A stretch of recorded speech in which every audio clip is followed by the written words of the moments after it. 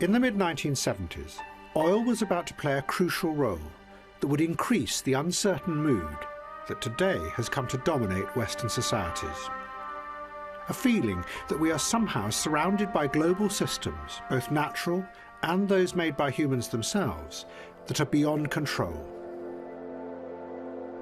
Systems so complex and unpredictable that they make a mockery of the idea that national governments can shape and control the world.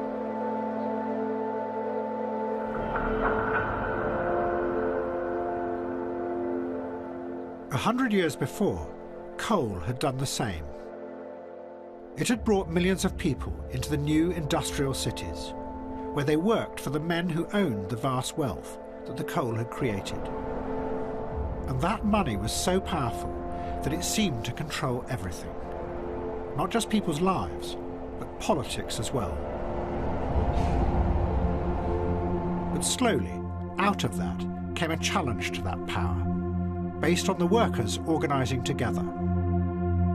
And from that came the idea of mass democracy, that the role of politicians was to represent the mass of the people against the powerful. But now, oil was about to start something that was going to undermine that idea. This is King Faisal of Saudi Arabia. He's going to have a great deal to say in the next few years about the way you live. He rules over a desert kingdom of 6 million people. In this decade of the oil shortage, he's one of the most powerful men in the world. Under these sands, there are proved deposits of 160 billion barrels of oil. Starting in 1973, the Arab countries, led by King Faisal, decided to use oil as a weapon. They wanted to force America to stop supporting Israel. And they did with oil just what the miners had done with coal in the past. The Arabs blocked supplies, and then suddenly raised the price 4 times. It was a dramatic exercise of power, and it caused chaos in the American economy.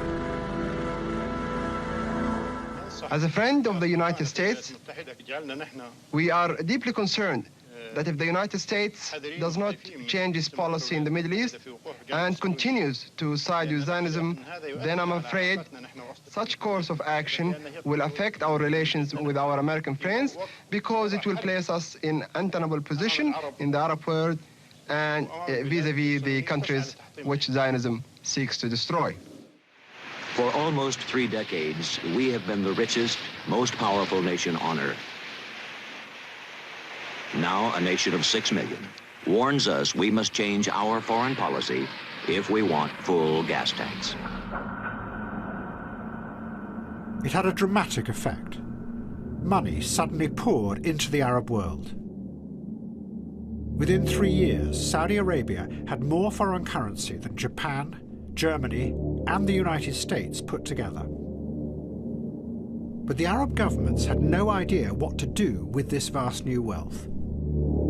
So they turned for help to the Western banks. The banks realized that they could take these petrodollars and turn them into a new kind of international currency, free of all government control.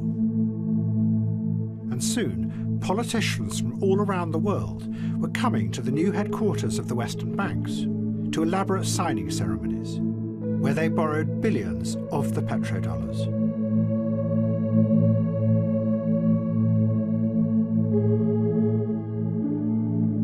And that global financial system that President Nixon had created by accident a few years before now became a giant force, one that held the destiny of millions of people in its hands. And politicians became increasingly convinced they couldn't control. And the money started to take charge of politics once again.